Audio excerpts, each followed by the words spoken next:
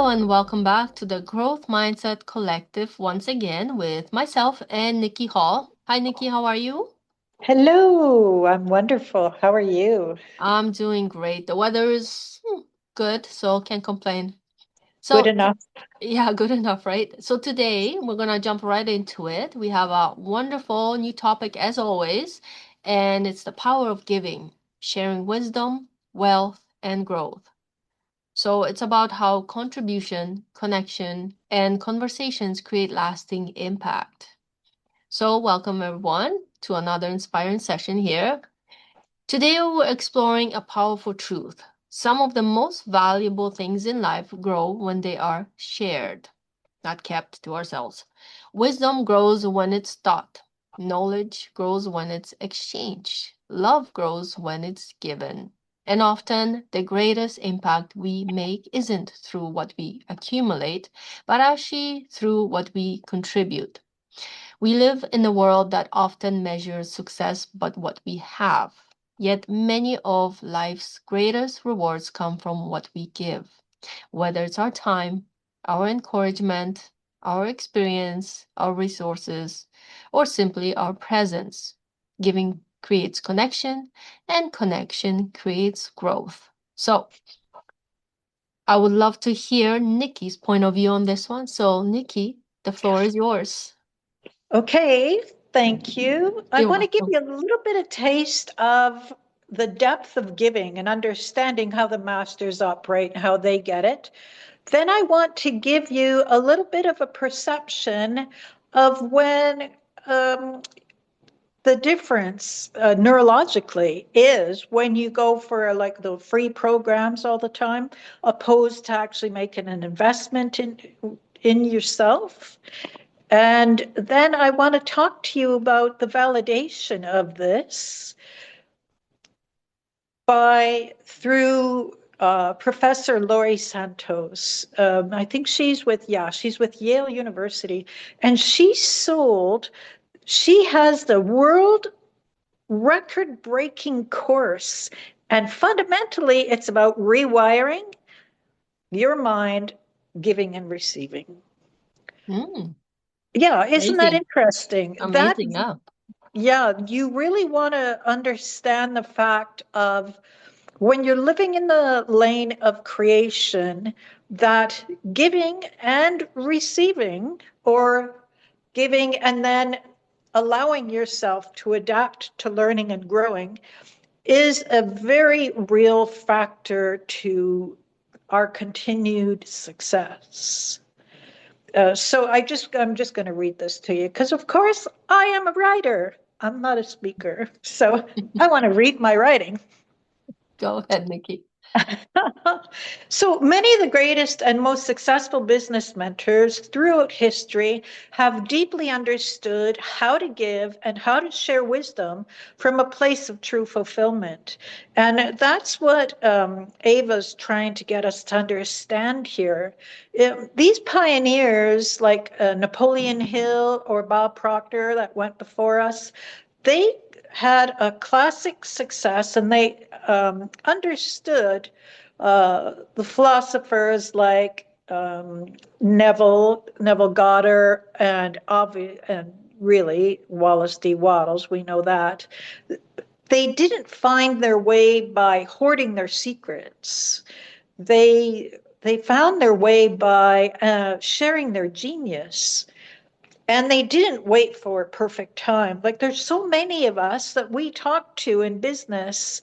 Um, Ava and I get this all the time when we're talking to people in growth, and they're always trying to wait for the perfect time or set up certain life situations or cause this issue of perfection in a move forward manner. But these people, Napoleon Hill, Wallace D. Wattle, Neville Goddard, they didn't do that. Instead, they built their entire philosophies on principle of over delivery, of giving, not waiting until. And I know a lot of us think, well, we don't have enough to give. And sometimes people like some people kind of give us a different examples to hold back until we get to another level. And I think to grow, Ava will validate this.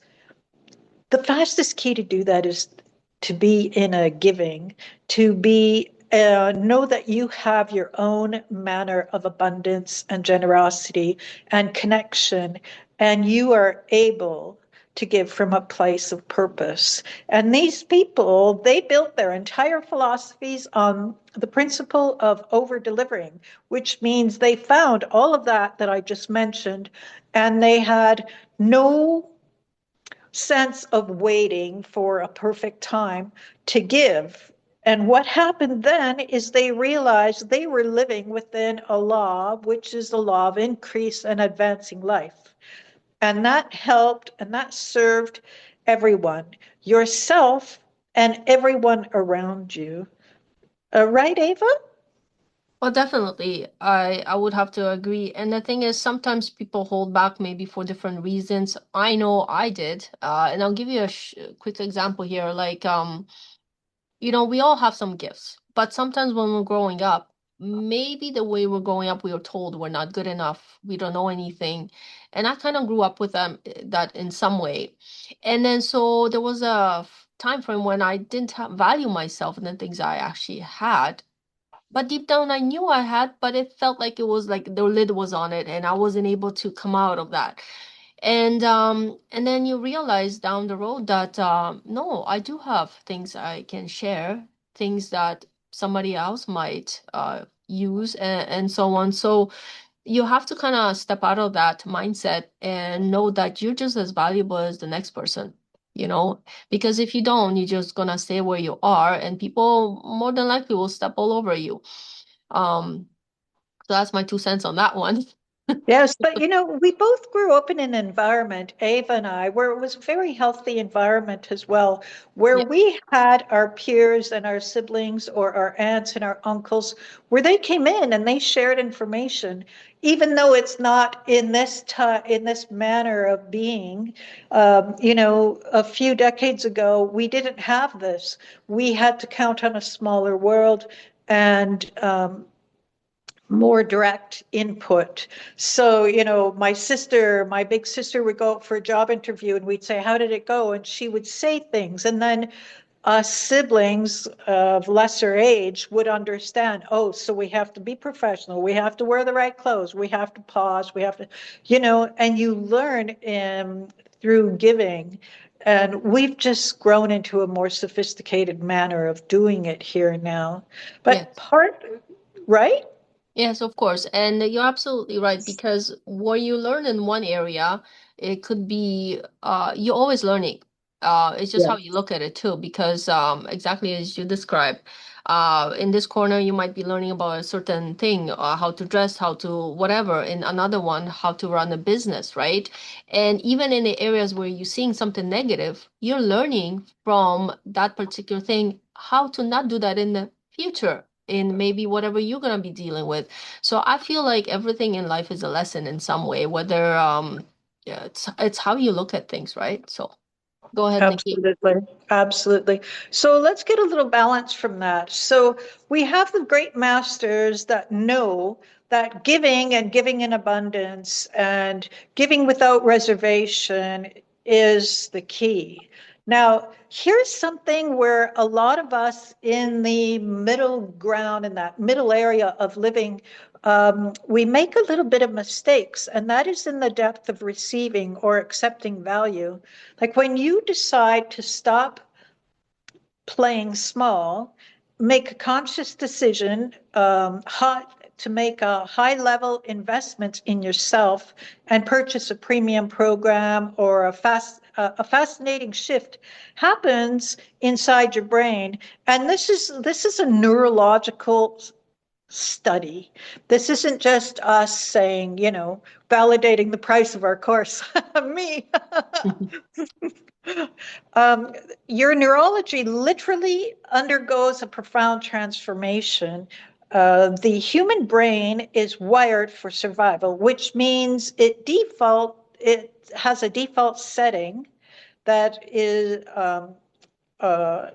often to contract, to hold on to the money out of fear, to play it safe because of certain old circumstances that we learned from that aren't efficient for us now, and to look at life through a lens of limitation as well. But the moment you set yourself up and make a powerful investment in yourself, you actually force a massive pattern interruption in your own mind, and it's got a ripple effect, and it moves into your entire being. And when you choose to step out of the fear-based survival brain method that kept us safe and we're very grateful for because it took us to this point, um, the step of direction into the frontal cortex is a seat of your higher, it gives you a seat to your higher vision, to your higher purpose, to be able to cause expansion. And we're all capable of that. We hear people say, if you could do it, I could do it too. Well, yeah, we're proving it right here.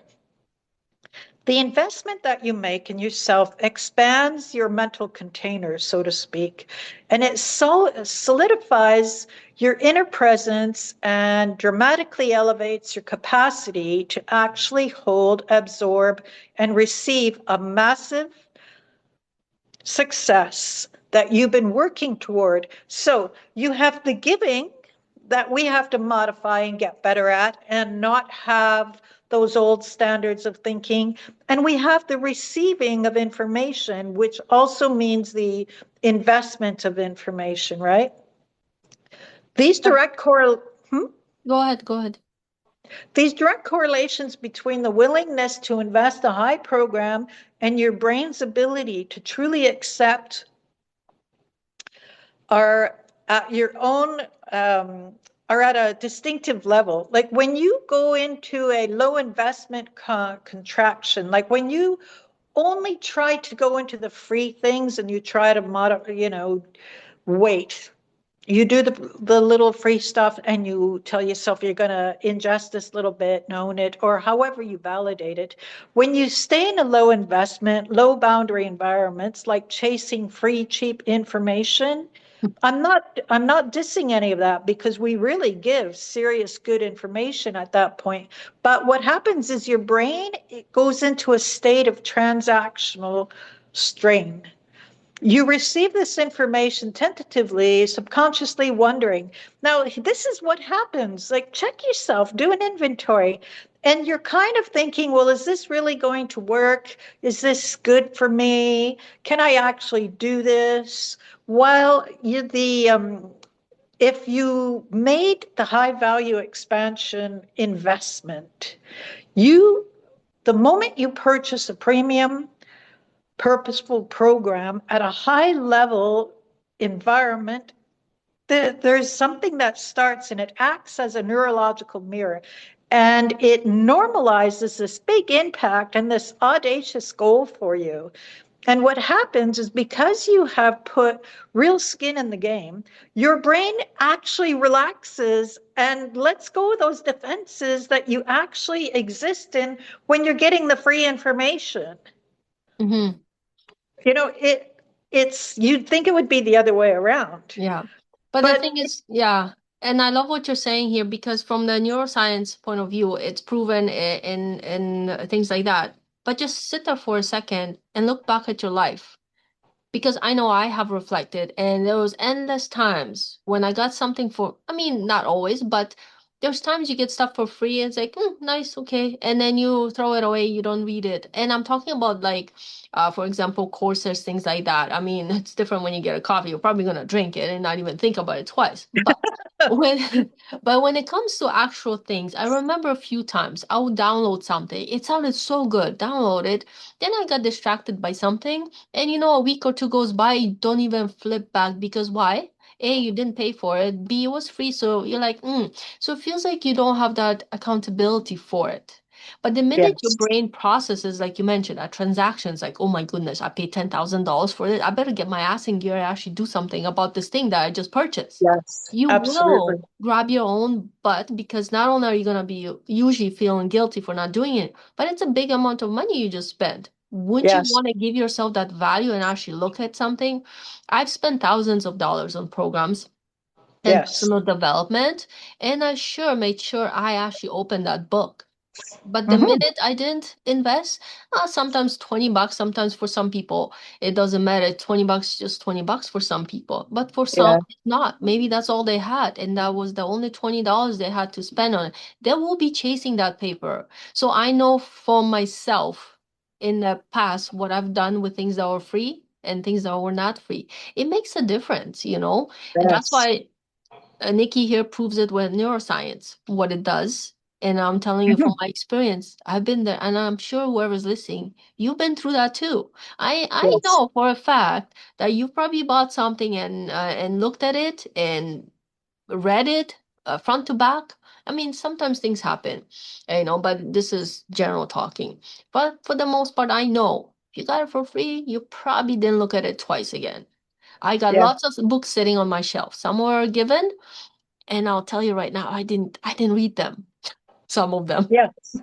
It's Yeah. true. It's true. But Yeah. you know, when you invest in yourself, it opens you up. It causes you to stop the overthinking that, you know, we don't really notice we're doing in the other stuff, but we really are, which is really impeding ourselves.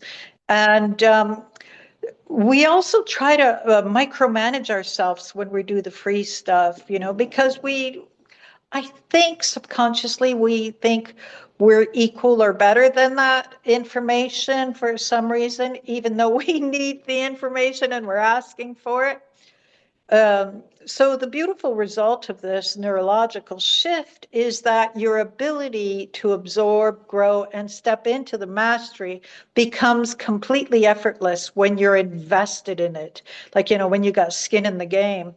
Um, so, like, you're not trying to squeeze growth out of scarcity, out of you're not being a stressed out mind. You are literally channeling it from a newly expanded capacity. And it's just a natural thing that happens. And the professor, Laurie Santos in Yale, University, she actually saw this and she started a course because she was seeing that we were getting really sad and we weren't really growing and helping each other. And she felt that we had to learn to literally rewire ourselves. We had to get deliberate, purposeful action, which is why these courses are there and why we give in abundance to serve you to the best of our ability.